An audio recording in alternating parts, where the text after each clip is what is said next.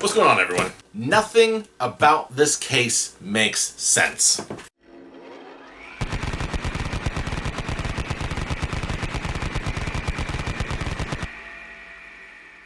I have to tell you something about it, so we're just going to start at the beginning. It's 2023, and earlier this year, I was shopping around for unique cases. That's when I stumbled across this one. Now, I was on Newegg, I didn't recognize this case, and I'd never seen the brand before. I'm not sure how to pronounce the brand, but it was Mannajaue,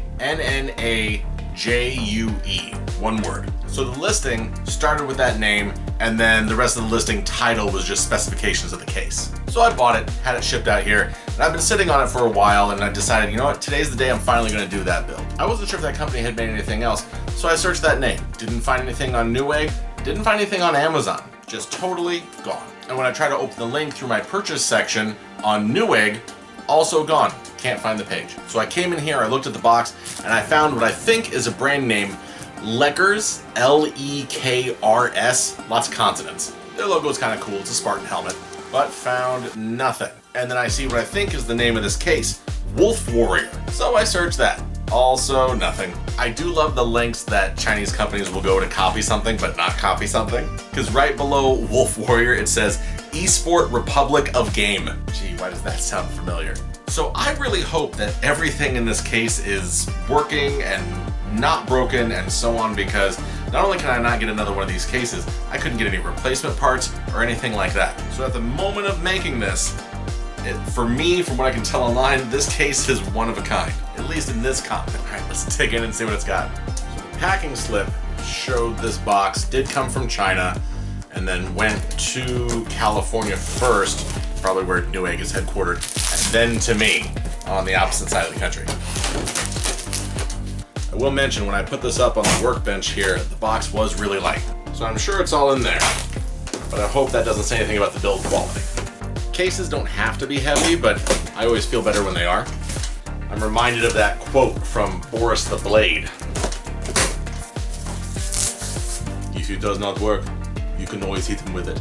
I see two impossibly intact panels. Like, these panels are just sitting on top. Oh my goodness, how did these not break? The only thing separating these was this piece of tissue paper that didn't even survive. It got all pushed down to the bottom. Ooh, I can feel my heart. Those glass panels look dirty. We are gonna have to clean them. All right, styrofoam on top. Okay, this is this is something else. Well, there's a loose screw. I'm sure that's not important. Out of the way, box. Okay, what on earth is this? This is ludicrous. Okay, alright, coming back down now. This thing has so many angles, I don't even know where to get started.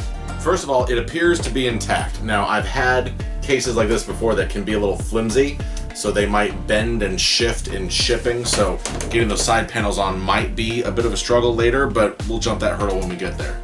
The photos and the listing definitely made this look more gold, but this is clearly yellow, which honestly I'm not against.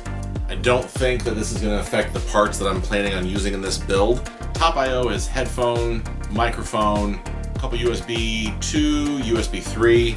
We have a window here, along with a fan mount on the inside, so you can see that. And then these should be RGB once we get them connected.